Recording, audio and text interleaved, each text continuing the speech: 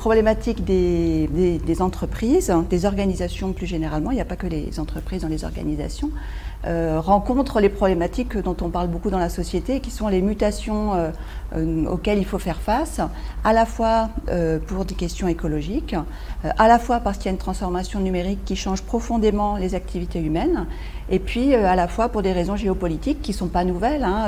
Les activités humaines, les activités des organisations ont toujours été spatialisées, et donc on tient compte aussi dans les choix de spatialisation des contraintes géopolitiques.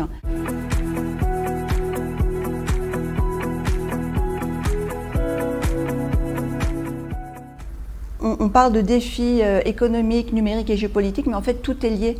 Le fait, par exemple, d'avoir des sources d'approvisionnement en matières premières qui sont éloignées, c'est une question géopolitique. Est-ce qu'on sécurise ces approvisionnements en étant dépendant d'un autre pays?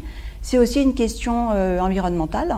Quel est l'impact environnemental de cette stratégie d'approvisionnement?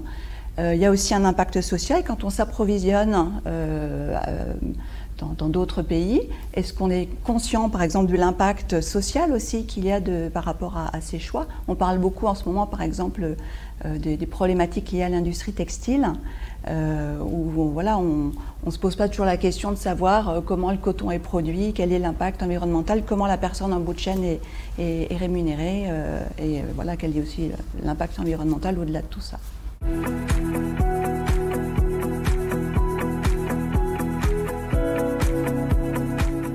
Alors on a 160 participants qui vont présenter leurs travaux dans des ateliers thématiques. Et puis on va avoir 3 conférenciers, enfin 4 en fait, conférenciers invités.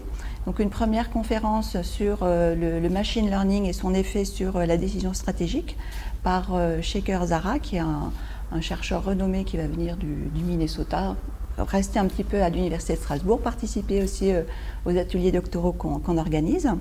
On va avoir aussi des intervenantes du groupement des usagers du port autonome de Strasbourg, Initiative Durable, qui vont nous parler de la transition écologique au niveau des activités du port autonome de Strasbourg. Et puis on aura comme intervenant le 3e jour Thierry Mulopte, qui est chocolatier. Lui, en l'occurrence, est propriétaire d'une plantation en Colombie. Et donc, il nous parlera de la manière dont il a organisé son activité pour maîtriser ses sources d'approvisionnement et puis tenir compte aussi de l'impact social que peut avoir ce type d'approvisionnement et de son implication sur le terrain pour que son activité soit éthique.